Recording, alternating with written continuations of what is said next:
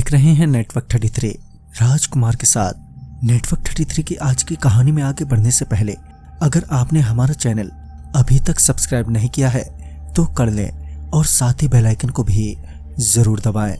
दोस्तों, अगर आपके पास भी ऐसी ही कोई कहानियां हैं तो हमारे साथ जरूर शेयर करें। हमारे इंस्टाग्राम आईडी पर इंस्टाग्राम आईडी है network_33, जिसका लिंक नीचे डिस्क्रिप्शन बॉक्स में दिया गया है। ऐसे ही और वीडियोस के लिए देखें इन डार्क। तो चलिए बढ़ते हैं आज की कहानी की ओर।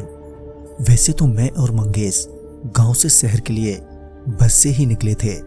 रात का सफर था और अगली सुबह 10 से 11 बजे के बीच हम पहुंच जाते। मगर जब बस बीच में किसी जगह पर रुके तो बस वाले ने कहा, ये बस कहीं और जाएगी, आप यहीं उतर जाओ। ये सुनते ही हम दोनों बस के कंडक्टर पर एकदम से बरस पड़े और उससे बोले, अरे भैया, जब जाना ही नहीं था तो बस में क्यों बैठाया, और तो पूरे पैसे भी ले लिए आपने। इस पर बस का वो कंडक्टर उल्टा हमें ही आंख दिखाते हुए बोला, देखो, चुपचाप से बिना कोई ड्रामा किए उतर जाओ, नहीं तो तुम जानते नहीं हो ये बस किसकी है। वैसे तो हमें बहुत ही गुस्सा आ रहा था, मगर हमें ये भी पता था कि अभी तो सिर्फ पैसे ही गए हैं, अगर इससे उलझे तो जान भी जा सकती है। लिहाजन हम दोनों बस से वहीं उतर गए। बस से उतरने के बाद जब आसपास देखा तो कुछ नजर नहीं आ रहा था।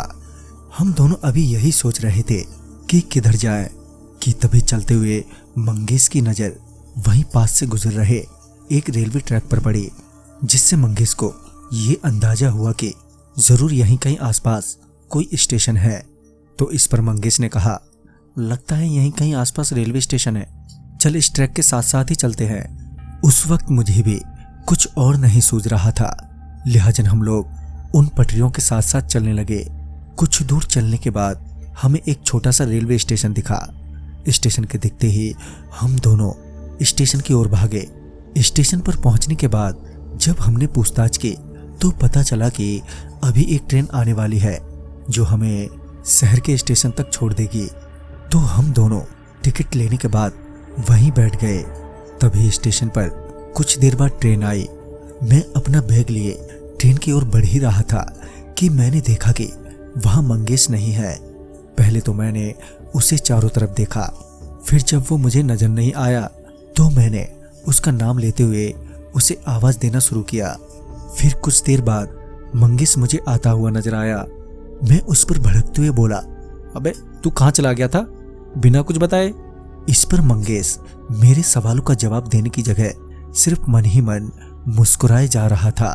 जहां मेरा चेहरा गुस्से में तमतमाया हुआ था तो वहीं मंगेश के चेहरे पर लाली छाई हुई थी।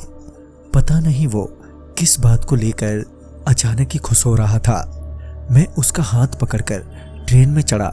जहां मैं ट्रेन में चढ़ने के बाद आराम से बैठ गया तो वहीं मंगेश सीट पर बैठने की जगह बोगी के गेट पर जाकर ट्रेन के बाहर की ओर देखने लगा।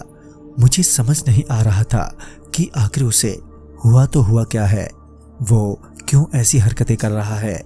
कुछ ही देर में ट्रेन भी खुल गई, मगर मंगेश अभी भी वहीं गेट पर ही खड़ा बाहर की ओर ही देखता हुआ मन ही मन मुस्कुराया जा रहा था।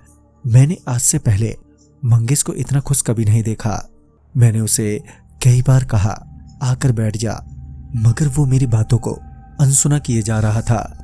जब मुझसे रहा नहीं गया तो उसके पास जाकर उससे पूछा, क्या बात है यार, तू बाहर क्या देख रहा है, और स्टेशन पर तू अचानक ही गायब हो गया था। तो इस पर वो बोला, अरे वो सब छोड़, वो देख तेरी भाभी खड़ी है सामने। मैंने इस पर कहा, पागल हो गया क्या, बाहर तो कोई नहीं है और तुझे दिखाई नहीं दे रहा है, ट्रेन चल रही है। वो बात तो मुझसे कर रहा था मगर उसका ध्यान बाहर की ओर ही था।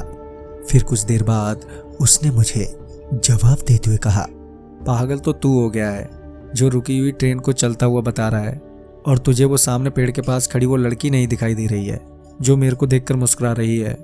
अगर तूने उस वक्त मुझे आवाज़ नहीं दी होती ना तो मैं अब तक उसका नंबर और एड्रेस भी ले चुका होता।